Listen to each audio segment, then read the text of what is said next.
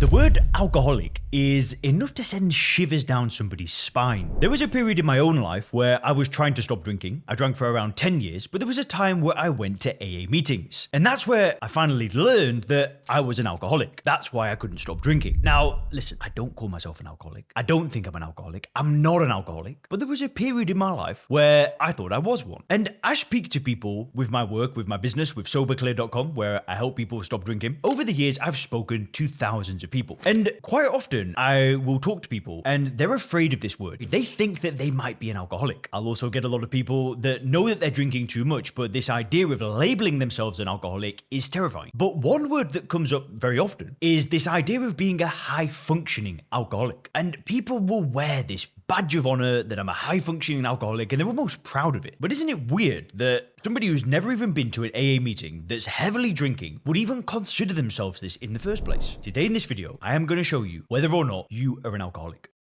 High functioning, unfunctioning, whatever, makes no difference. But after labeling myself an alcoholic for about 90 days, and after letting go of that label, I actually found success. And I just want to say one thing. If you take a 12-step approach to stopping drinking, and you found success in that approach, you probably don't want to watch this video. I don't want to disencourage you from doing 12 steps, from going to AA. If you've given yourself that label, you give yourself up to a higher power, you're doing the 12-step program, my channel is probably not for you. But if you're drinking too much, and you're wondering, have I got a problem here? Then this video is for you. Because we need to unpack this term, this alcoholic term. It's so important because actually, once you break the term down and you see this for what it is, the problem becomes so much easier to fix. So what even is an alcoholic? How do we define an alcoholic? How can somebody else say, do you know what, John, you're drinking this much every week, therefore you're an alcoholic, but because you go to work every day, you're a high-functioning alcoholic? Where do we draw the line? Well, we need to understand that the term alcoholic doesn't really exist outside of Alcoholics Anonymous. It's a word that's thrown around, oh, look at him, he must be an alcoholic, but it's a word that comes from AA. In the past, a doctor may have called you an alcoholic, but these days, a doctor will never say that you are an alcoholic. They will separate you from the problem, and they will correctly label your drinking problem as alcohol use disorder. Outside of AA, in 2025, you're probably not going to get any medical professional call you an alcoholic. So without sounding too critical, I don't want to,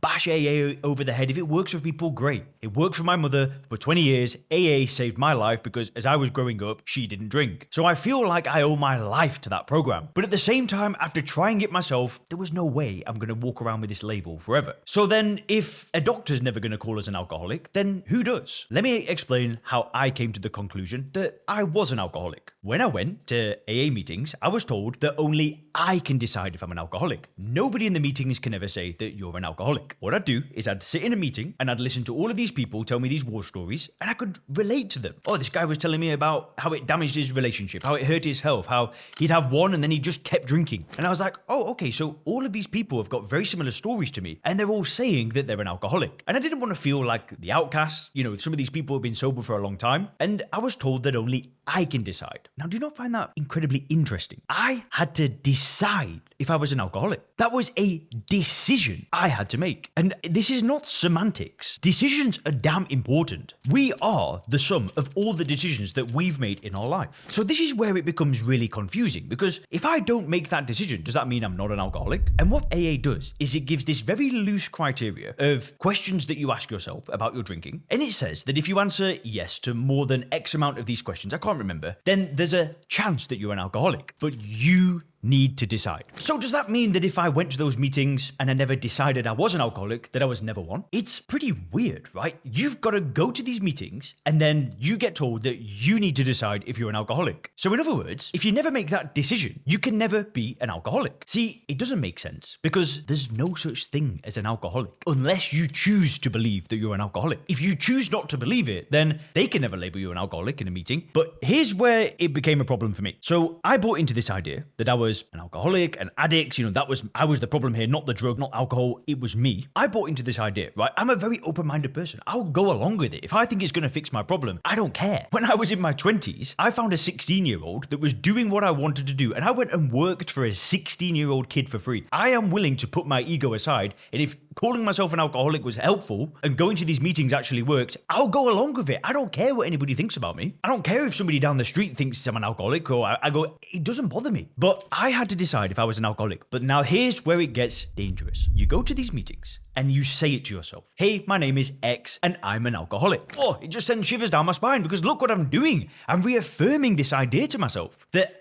I'm the problem, not alcohol, it's me. As soon as you add that ick to the end of alcohol, you're the problem, and guess what happens? The only solution to fixing the problem is to go to meetings for the rest of your life. It's a life sentence because you've now got this disease with no known cure. I don't see a medical professional calling this a disease. No, it's all a psychological thing, and it's all a decision that you make. Now, I just want to kind of just go off on a little tangent here. I am not saying that you don't have a problem with alcohol. I'm not saying that alcohol wasn't the biggest source of pain in my life. I'm not trying to justify the drinking. I'm not trying to say that it wasn't something that needed solving or I'd die. If I kept drinking, I probably would have died. So I'm not trying to downplay the risks. I'm not trying to downplay that it wasn't a major problem in my life, and maybe it is for you as well. But what I am trying to say is I wasn't the problem. The problem was alcohol. And as soon as I could separate the two together, then that meant that I could attack the actual problem, which was how I viewed the drug. That was the problem, not me. There's nothing wrong with me. I'm a normal person, so are you. I got addicted to one of the most physically addictive drugs on the planet. There might be a few others that are more addictive, fentanyl, heroin, crack, cocaine, but alcohol is up there as one of the most addictive drugs in the world. The problem is that we live in a society that has normalized this drug addiction. So if you can't control it, society wants to label you as not like us. You're an alcoholic. You're not like us normal drinkers, because they want to justify their own drinking to themselves. Listen, getting addicted to one of the most addictive drugs ever created that dehydrates you, that's literal function is for you to drink it and then want to drink more, has got nothing to do with you. And I feel so passionate about this because for so long I thought I was the problem. I really believed that I could never be fixed. And when I walked out of the final meeting I ever went to, somebody chased me out of the meeting and he ran up to me and he looked me in the eyes. And this was a nice guy. This was a strong character, good man. Not saying he was a bad person. He genuinely, I think he had my best interest in his heart. I'm not criticizing the individual, but he ran after me and he looked me in the eyes and he said, Leon, if you go back out there, you've got a